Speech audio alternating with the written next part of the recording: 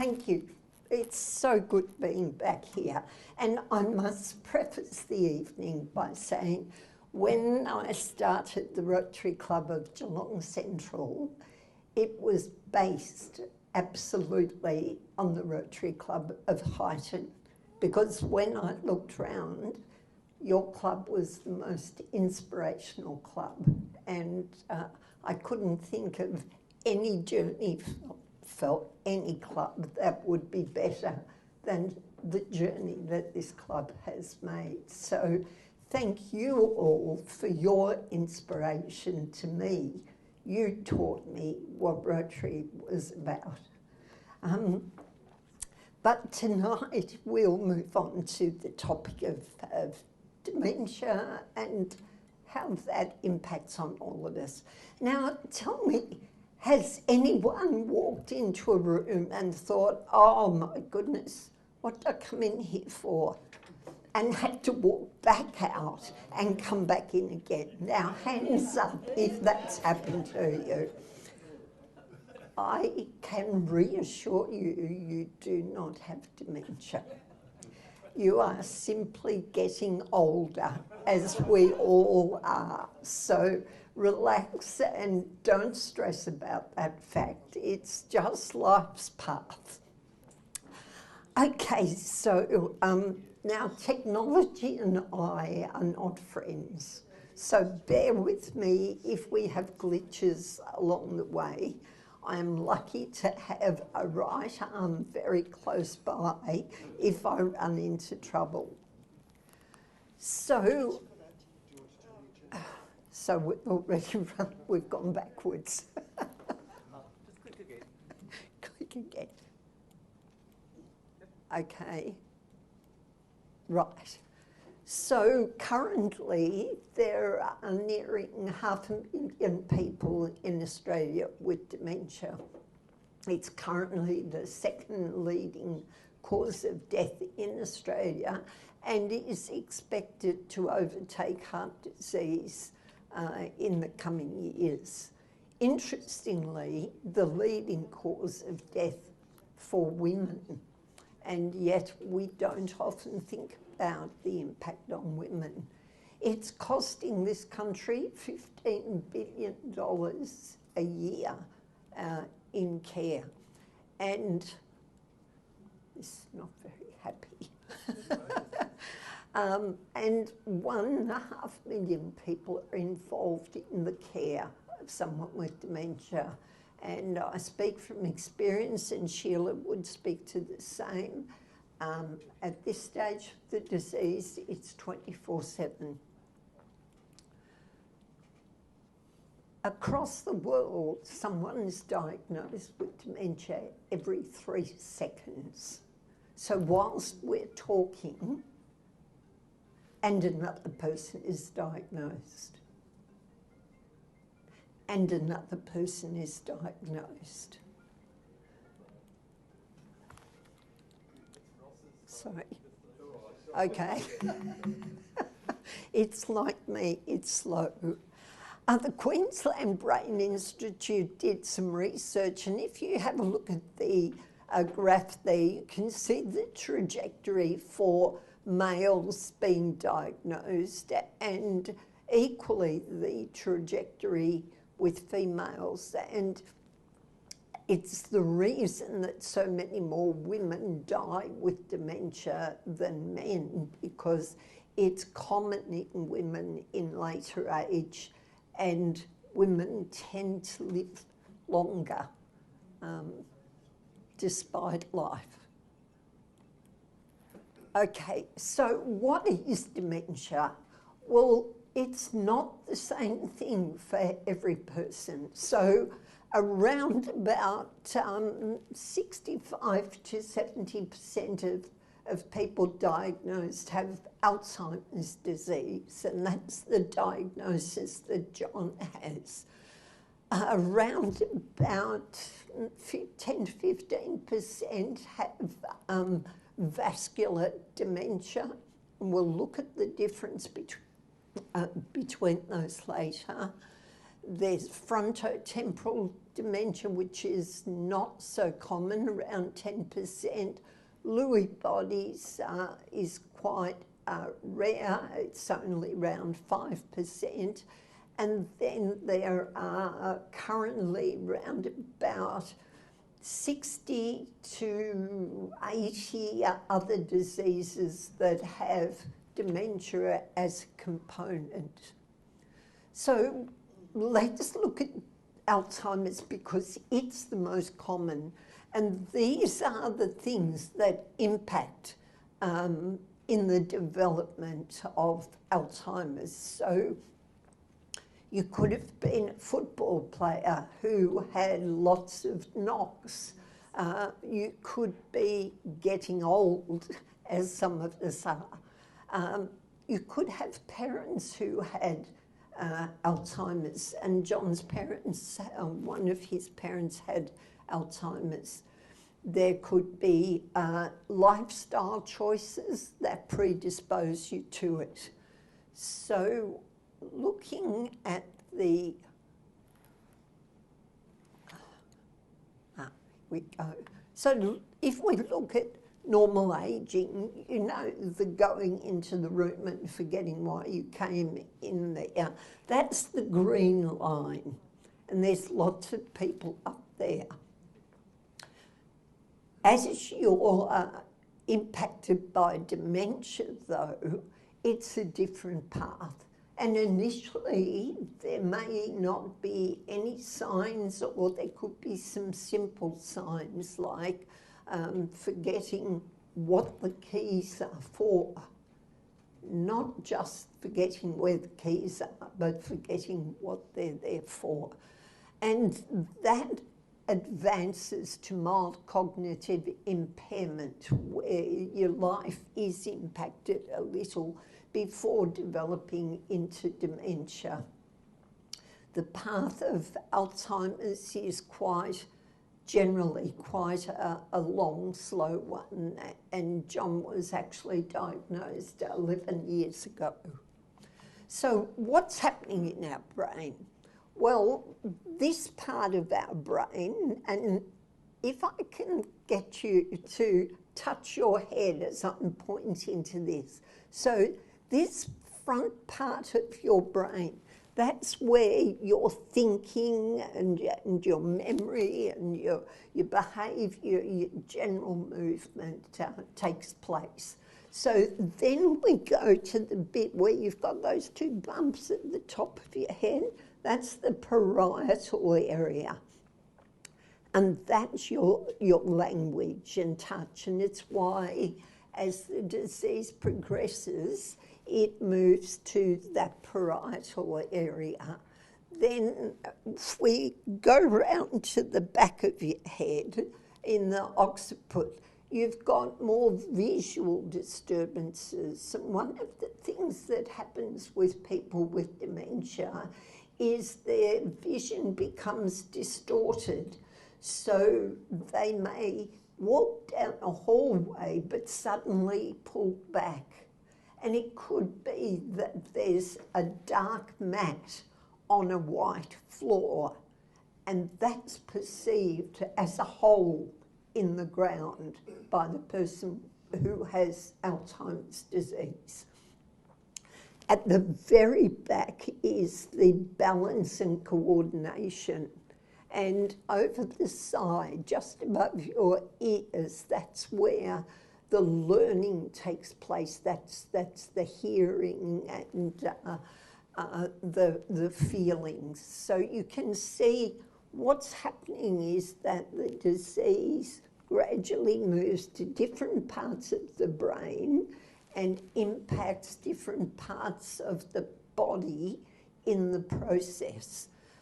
Once it gets to the brain stem, it is generally no longer capable of supporting life. That's the part of the brain that controls breathing and your heart.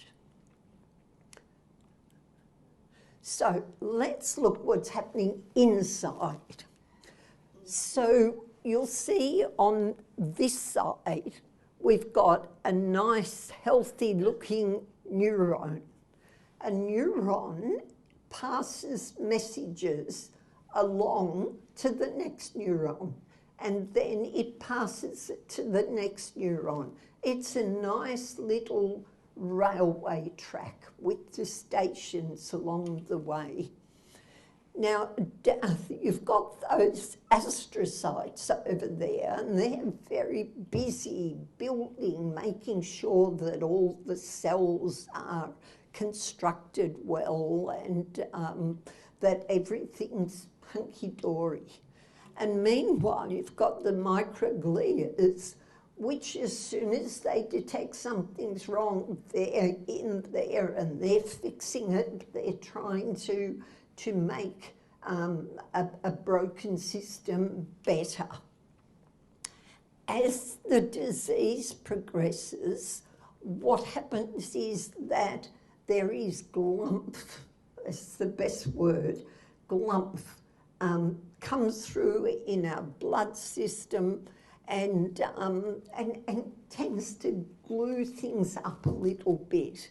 And meanwhile, the microglias, which should have been supposed to just fix the broken bits, are suddenly activated to go mad. So they're creating new bits everywhere.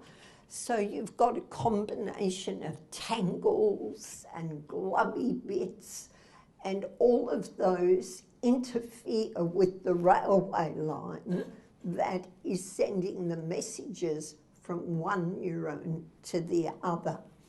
So we look at the next slide and you can see it. So the yellow bits are the nice neurons. The brown bits round are those tangled bits that are blocking the way. And you can see that there's clumps to the side, and they're the clumps of glug that gradually form and stick to those neurons. So the messages are just not getting to the areas they need to. They're being caught up in basically clag. So what happens with Alzheimer's, and this is common actually with many of the dementias. It can be everything from difficulty with words. Sometimes John and I have a bit of a struggle with that conversation, don't we? And other times it'll flow quite nicely. Difficulty solving problems, difficulty remembering things. The commonest statement I hear from carers is that their frustration that they've told their partner something and their partner will swear blind that they didn't tell them. And I can tell you the best solution, starting, I wish I had started it 53 years ago, have your diary there, and whenever someone puts an entry in the book, the other person initials it to know that it's been heard. It would solve a lot of problems in the divorce courts. Gradually you find that as the disease progresses, that the difficulty with managing finances is the main one. Difficulty with following directions, and most neurologists will advise quite early on that the person diagnosed no longer drives. And I think the most courageous day I felt of John's life, the day he was diagnosed, he stopped work from a governance perspective and he handed me the keys and he said, I don't want to kill someone's grandchild. And I think that was courage beyond anything that I think I would have been capable of. So he's a pretty special guy. So initially when the disease is in place, so the neurologists seem to think that it's common to have the disease around 5 to 7 years before the symptoms start to become apparent. So in that early stage, the disease is happening in the mid-temporal, so it's in there, but in the middle. And in the middle of that brain is a thing called the hippocampus. It's like a sponge, and it sends the messages to where they need to go.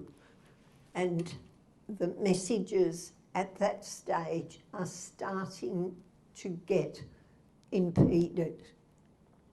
So then we move on to the early stages of the disease, when the symptoms are there, but they don't actually impact day-to-day living too much.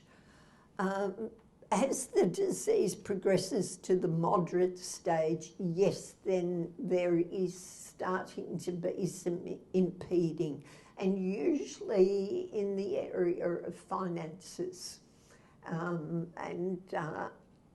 Ironically, that impacts this generation far more, well, not all of you, this generation far more than all you young ones, because the generation of baby boomers were a generation less likely for a wife to be working and more likely for the husband to manage the finances. And this puts a lot of older carers into quite a crisis stage, certainly it taking a lot of advice to them to be able to manage the situation. And once it moves past the symptoms impacting on day-to-day living, it becomes full-time care. And that lasts for around about 3 years, and it is full-time care. It's 24/7 because sleep is disturbed, eating is disturbed, dressing's not possible, toileting, etc. So what is out there to be able to treat it? Well, there are lists of tablets as long as your arm, and those tablets are staged so that they're more effective. At the later stages, it tends to be a combination of tablets. However, there are a lot of non-drug things that can be done. Music is one of the single best things, and of music, opera has been shown to stimulate the brain in the very best way. We're enjoying some beautiful operas at the moment, John, aren't we? So what can you do to look after your brain? Well, certainly having a cognitive reserve is incredibly good. Those who come off a high cognitive reserve will last much, much longer than those who've not utilised their brain at all. And I can also assure you that all of you are fulfilling so many of the criteria for good brain health. Socialising is a very important part of it. Volunteering, doing good in the community is very, very important. Engaging your mind. the neurologists say either learn a new instrument or learn a new language. Now, I have to confess I've switched from Greek to German because it was really hard. But the German is still challenging. But I can actually say good morning in German, which I was really struggling to do in Greek. Managing our stress, it's such a simple thing. Oh yes, don't get stressed. But we often take on stress that we don't need to. So when you're faced with a stressful situation, ask yourself, is this something that I really need to take on, or can I pop it on a shelf for the moment? And in my mind, I have a mental archive box system, and I only will allow one thing to be on the table at any one time. If something else comes in, then whatever I'm dealing with has to go back up for storage. And it's not my idea. I wish it was, I would have sold it. But it very, very much reduces stress. And in a carer situation, stress levels often are very high. Diet and exercise fail. It's a common thing in Australia. We don't eat and drink as we should. But I think one bad thing is okay. And so we won't look at that one. But staying positive is such an important thing, and engaging your mind. They're very, very key things for holding the brain active. Now, when John was faced with this situation, I thought to myself, I wonder, are there any other people who are also facing this? So I went on to the Australian government site, and it seems that close to 40% of the workforce are professionals, with nearly another 10% managers. So 50% of our workforce is working off a high cognitive function. It meant then that John wasn't alone as someone who'd come out of a professional background. And when John was first diagnosed, we tried to do the right thing. He went off to an activity group, and 3 minutes after he arrived, well, it was probably 10 minutes, it felt like 3 minutes. After he arrived, he rang me and said, "Get me out of here." He then came home and sat down and watched a show we'd taped on Stephen Hawking's theories. So he was already stating that he needed something more than just activities. And it was those triggers that started my thinking about PALZ. So it was clear that John was going to need some sort of support group. He was going to need something that kept his brain stimulated. And I needed something that was going to allow me to ask questions of other people walking the same journey, to just simply let off steam if something was frustrating me. And the early days were as frustrating for John as they were for me, because we were on a journey we'd never walked before. We'd walked so many other new paths and managed fine. And here we were facing something at a time when life was meant to be cruising, and neither of us were doing a good job at it. So we knew that we needed something that was going to put John in an environment where he would have a peer group. The crazy thing, whenever you meet new people, whenever we meet new people, generally the first question we ask outside of Rotary is, so what do you do? Our career, our role in life is our identity.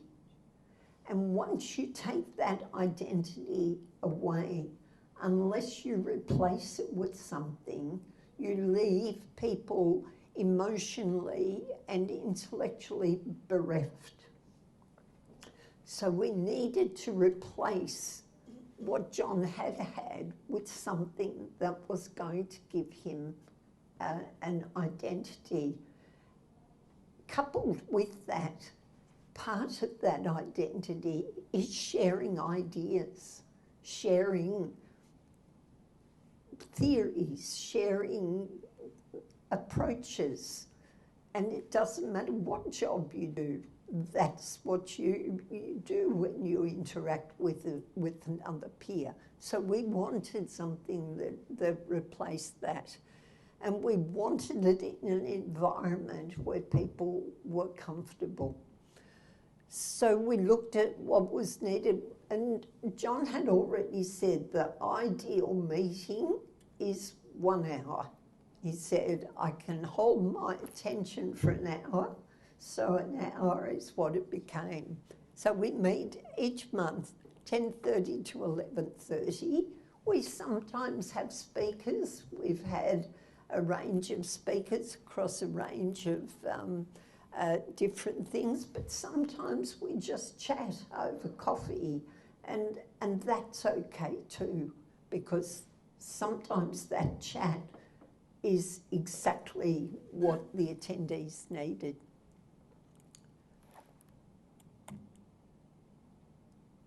So during COVID, the very thing that we planned about the meeting came to a bit of a crunch. And this is where St. Pauline stepped in. She's always been St. Pauline to me because she's the most amazing, amazing lady I've ever met. And Pauline set up Zoom meetings. So we had some incredible speakers of the highest calibre from industry. And we had people attending those Zoom meetings from across Australia. So COVID wasn't such a challenge for those who were attending our meetings. When we set PALZ up, I felt that it needed to have a high level of governance. So we established it as a not-for-profit with a board, and we have a patron, and the board, the current board, they put up with me as chairman, but I have some really good people working with me. So we have Dan is a lawyer from Geelong. We have Murray, who is a doctor who has a high interest in medical, all things medical, but especially dementia. And we have Christine, who looks after the treasury side of things, as well as the general advertising. We chose the logo of an Inukshuk. An Inukshuk is a figurine of stones built by the Canadian and Alaskan Inuits, and they are to show travelling Inuits that there is community care and support nearby, and we felt that fitted exactly what we were after.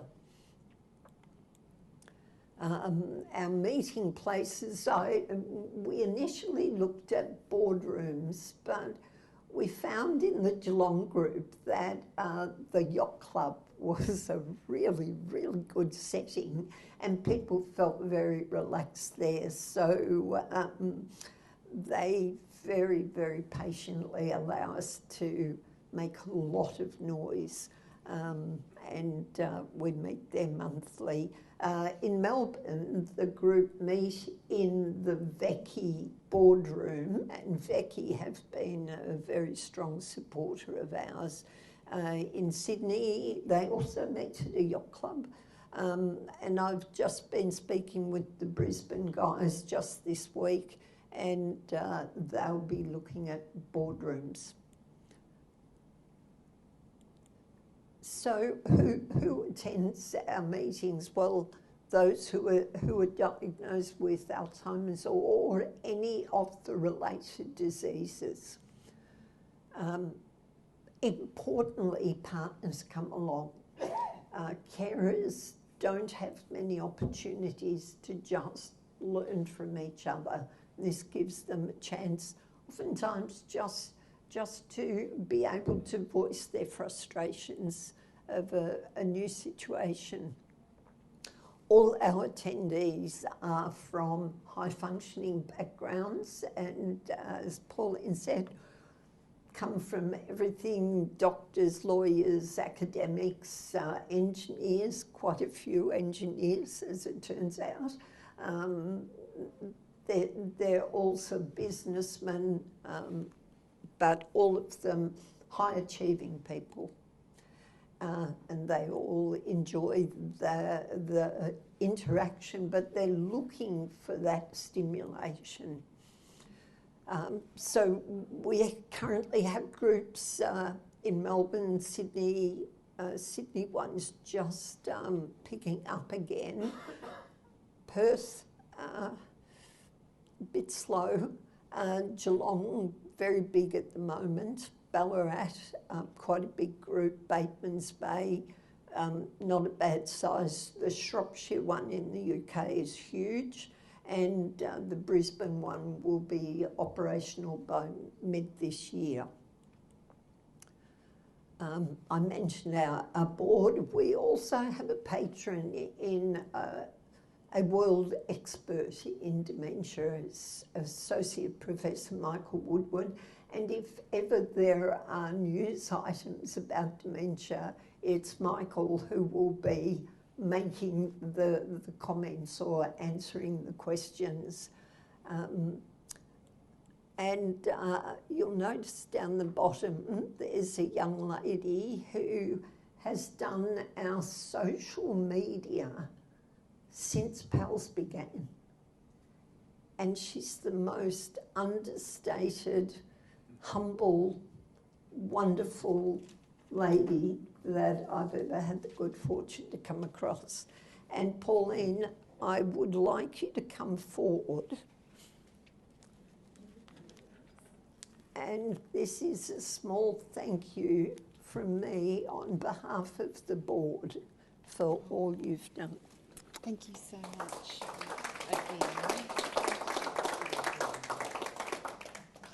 Incredible. We couldn't have done it without Pauline.